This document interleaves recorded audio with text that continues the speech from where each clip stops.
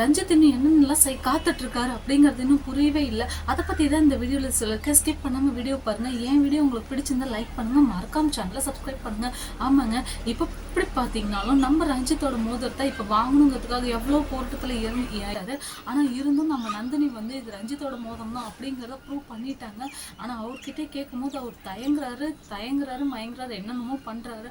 ஆனால் இருந்தும் வந்து நம்ம நந்தினி இல்லை, இது உங்கள் அப்பா சொன்னார், இது உங்களுடைய மோதிரம் தான் அப்படிங்கிறது தெளிவாக தெரிஞ்சிருச்சிங்க. இருந்தாலும் நம்ம கல்யாணம் கையில் இருக்க மோதிரம் இப்போ நம்ம ரஞ்சித் கைக்கு மாறப்போகுது. ஆனால் இன்னும் நந்தினிக்கு புரியாத ஒரு விஷயம் என்னென்னா, நம்மளுடைய ஹேமா கொலைகேஸில் வந்து நம்ம ரஞ்சித் தான் மெயின் குற்றவாளி அப்படிங்கிறது இன்னும் தெரியவே இல்லை.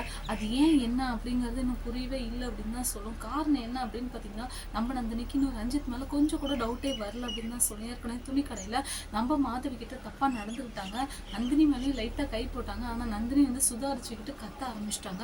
ஆனால் இருந்தும் வந்து பார்த்திங்கன்னா நம்ம நந்தினி தான் என்ன தப்பாக நினச்சாங்க தவிர ரஞ்சித்தை பற்றி யாரும் தப்பாக நினைக்கல. ரஞ்சித் அட்லீஸ்ட் கேமரா கிடைச்சதுனால ரஞ்சித் எப்படியாவது கெட்டவர் அப்படிங்கிறத கண்டுபிடிச்சிடலாம் அப்படின்னு நினச்சாங்க. ஆனால் இருந்தும் வந்து நம்ம ரஞ்சித் வந்து இல்லை நான் நல்லவன் தான் அப்படிங்கிறத ப்ரூவிங் போயிட்டே இருக்கு. ஆனால் அதுக்குள்ளே எப்படியாவது நான் சுரேகாவை கல்யாணம் பண்ணி அமெரிக்காவுக்குலாம் போயிடணும் அப்படிங்கிற மாதிரி நம்ம ரஞ்சித் நினச்சிட்டு இருக்காரு.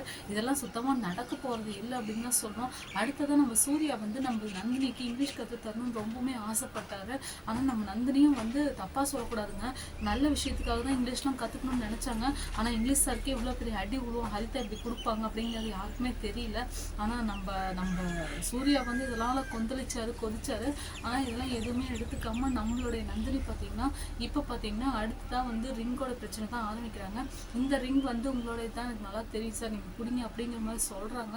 ஆனால் இருந்தும் வந்து பார்த்தீங்கன்னா நம்மளுடைய ரஞ்சித் இல்லவே இல்லைன்னு சாதிச்சுக்கிட்டே இருக்காரு. ஆனால் இது உங்களுடைய தான், இந்த ரிங் நீங்களே வச்சுக்கோங்க அப்படின்னு நம்ம நந்தினி சொல்லிட்டு போயிடுறாங்க. அந்த ரிங்கில் தாங்க மெயின் தாட்டே இருக்குது. அது என்ன அப்படின்னு பார்த்தீங்கன்னா, அந்த சிசிடிவி ஃபுட்டேஜில் அந்த ரிங் வந்து தெரிஞ்சிருக்கு நல்லாவே. அந்த ரிங் நம்மளுடைய ரஞ்சித் தான் அப்படிங்கிறது கண்டுபிடிச்சிட்டா போதுங்க. நம்ம ரஞ்சித் தான் எல்லாத்துக்கிட்டையும் தப்பாக நடந்துக்கணும் முயற்சி பண்ணார். இன்னொரு பக்கம் பார்த்தீங்கன்னா நம்மளுடைய ஹேமா கொலை கேஸ் ரொம்பவுமே ஸ்லோவாக போயிட்டுருக்கு.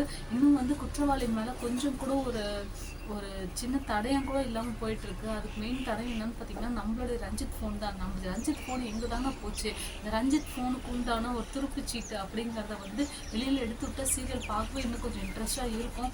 ஆனால் இன்னும் வந்து அதெல்லாம் எடுத்து கொடுக்காமலே இருந்துட்டு இருக்காங்க. சீரியல் இன்னும் கொஞ்சம் வேகமாக போனால் ரொம்ப நல்லாயிருக்கும் அப்படின்னு தான் சொல்லணும். ஆனால் எதையுமே புரிஞ்சுக்காமல் சீரியல் ரொம்பவுமே ஸ்லோவாக போயிட்டுருக்கு. அடிச்ச மாதிரி ஹரிதாக்கிட்டே கரைக்காம நகர்ந்து போயிட்டுருக்கு. ஹரிதாவோட வில்லத்தனம் பார்த்தீங்கன்னா நந்தினியை ஃபுல்லாக டார்கெட் பண்ணுற மாதிரி தான் இருக்குது. ஆனால் நந்தினியை கொலை பண்ணுற ரேஞ்சுக்கு போயிட்டாங்க. அண்ணனும் தங்கச்சி ஒரு பேசிக் கொலைக்காரங்க தான் போல இருக்குங்க. யாரும் வாழக்கூடாது அப்படின்னு நினைக்கிறாங்க. இவங்க இருக்க குடும்பத்தில் யாருமே வாழக்கூடாது, இவங்களாம் வாழ்ந்தால் நல்லதுக்கே இல்லை அப்படிங்கிற மாதிரி நினச்சிட்டு இருக்காங்க. ஆனால் சுத்தமாக இதெல்லாம் நடக்கக்கூடாதுங்க. நம்ம சூர்யா கணிக்கிறது எல்லாமே கரெக்டாக தான் இருக்குது. ஆனால் நம்ம ரஞ்சித் விஷயத்தில் இன்னும் சூர்யா கொஞ்சம் கூட டவுட்டே வரல. இதெல்லாம் எப்படியாவது சூர்யா கண்டுபிடிச்சா மட்டும்தான் அடுத்ததான் என்ன நடக்க போகுது அப்படிங்கிறது தெரிய வரப்போகுது. என்ன நடக்குதுங்கிறத வெயிட் பண்ணி பார்க்கணும்.